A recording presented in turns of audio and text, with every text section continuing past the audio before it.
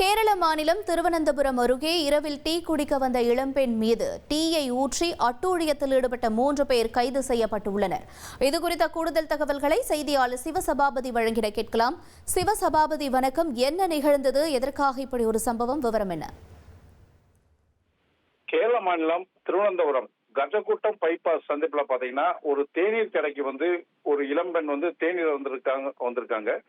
அந்த சமயத்துல பாத்தீங்கன்னா அப்பாதி ஆதர்ஸ் மற்றும் நிதின்ராஜ் ஆகிய மூவரும் பாத்தீங்கன்னா மது போதையில அவங்களும் அந்த தேநீர் கடைக்கு வந்ததுல பாத்தீங்கன்னா அந்த பெண் அந்த பெண்ணிட்ட தகாத முறையில பேசியும் தொந்தரவு செய்தும் சூடான தேநீரை அந்த பெண் மேல ஊற்றிருக்காங்க. இது மட்டும் இல்லாம அந்த பெண்ணை பின்னாடி துரத்தி போய் துன்புறுத்தவும் செஞ்சிருக்காங்க.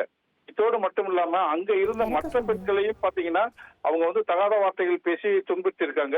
இது மட்டும் இல்லாம அங்க அருகில் இருந்த கார்கள் எல்லாத்தையுமே உடைச்சிருக்காங்க. இத அங்க இருந்த பொதுமக்கள் இந்த 3 பேர்ட்டையும் தட்டி கேட்க போய் அவங்களையும் பொதுமக்களையும் இவங்க தகாத வார்த்தை பேசி அடிக்கும் போது பாத்தீங்கன்னா அந்த பொதுமக்கள் அளித்த தகவலின் பேரில் பாத்தீங்கன்னா கஜக்கூட்டம் போலீசார் சம்பவ இடத்திற்கு 3 பேரையுமே கைது செய்திருக்காங்க.